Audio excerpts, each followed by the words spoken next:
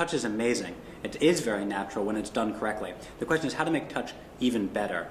What does it mean to have tools in a digital medium?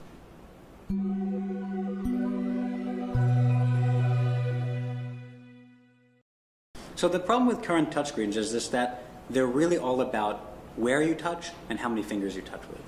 So it's really all about kind of poking with different numbers of fingers. And so a lot of the research we're looking at is how do you make touchscreens have better modality by capturing more interesting and powerful dimensions of touch.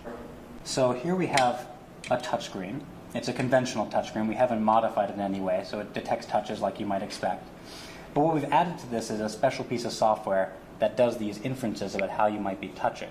And the way we train this is we gave actually objects to people, like a camera, this camera, and we said, we want you to pretend you're taking a photo, and they would grasp it. And then we say, put the camera down and put that on the screen. And in this case, the software learned what that grasp was like, and in this case, you can see here we've actually brought up a little virtual camera, and we can actually manipulate it very much like it is a real camera on the screen. And then we studied a whole bunch of other tools, like, for example, a pen. How you hold a pen, again, is really iconic. What we do is we actually look at the kind of constellation of touch points and their kind of spatial distribution. So you can imagine that when you touch a screen like this, you're going to have touch points along each of the fingertips. That looks very different than, for example, if I hold a pen. And so actually, again, we use machine learning to say, well, how do we interpret those points and make a guess about how the hand must be shaped in order for that to appear? And then we link that to the tool. Having a mouse actually lets you do some pretty sophisticated things. We can do now pixel-level accurate motions. I can also, for example, do copy.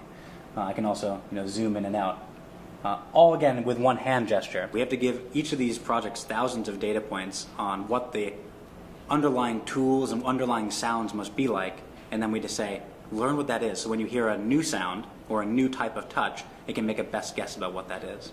In this case, it's a touchscreen that not only knows where you're touching, but also how you're touching. So what part of the finger you use. So for example, I can touch with my fingertip. That's traditional, but I can also do my knuckle. And now I can see I can get a knuckle recognition. I can also use my nail. It does it acoustically.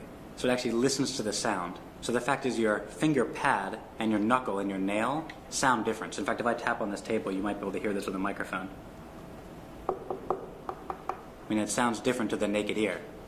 And what we do is we take that knowledge and we have the accelerometer on the phone, listen to those sounds, and make a classification. So it's machine learning under the hood, and it's basically acoustically processing the impact. So when a touch happens, it goes, well, what sound did I hear? It says, that sounds like a knuckle. We can go into something like a text editor, right? So here I can scroll as usual, but if I want to do selection, I can do now this.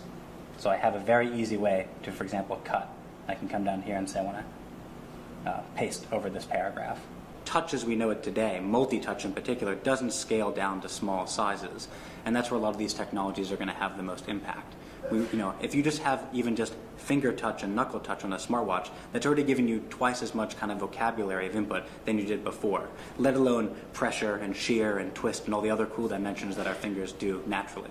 I don't want to give you the wrong impression that I think touch is bad. Touch is amazing. It is very natural when it's done correctly. The question is how to make touch even better. So we're working right now on interactive technologies that actually make use of the space outside the smartwatch. So the smartwatch itself can be really small, but the area around you, your skin, can be really large. So the research question is, how do you make best use of your skin as a touch-sensitive surface? Can you turn your skin into a touchscreen?